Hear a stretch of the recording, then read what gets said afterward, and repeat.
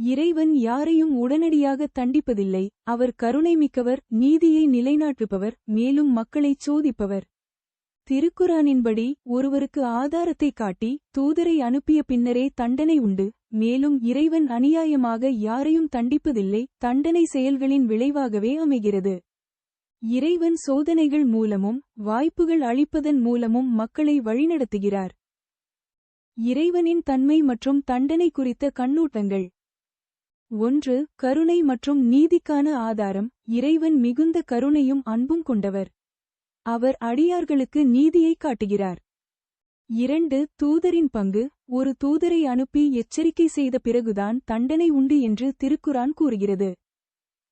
3. செயல்களின் விளைவு. ஒருவர் செய்யும் தீமைகள் அவருக்கே எதிராக அமையும். இறைவன் அடியார்களுக்கு அநீதி இழைப்பவன் அல்லன். 4. சோதனைகள் மற்றும் வாய்ப்புகள். இறைவன் மக்களை சோதிக்கிறார், மேலும் தவறு செய்தவர்களை திருத்த வாய்ப்பளிக்கிறார். கர்ணன், கும்பகர்ணன் போன்றவர்கள் இதற்கான உதாரணங்கள். மற்றும் 5. பாரபட்சமின்மை. இறைவன் யாரையும் பாரபட்சமாக நடத்துவதில்லை, லஞ்சம் வாங்குவதில்லை. முடிவு.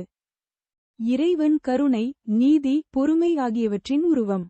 அவர் மக்களை வழிநடத்தவும் திருத்தவும் வாய்ப்புகளையும் சோதனைகளையும் வழங்குகிறார். தண்டனைகள் என்பவை மனிதர்களின் செயல்களின் விளைவாகவே ஏற்படுகின்றன. இறைவன் நியாயமின்றி யாரையும் தண்டிப்பதில்லை என்பதே பல ஆன்மீக போதனைகளின் சாராம்சமாகும்.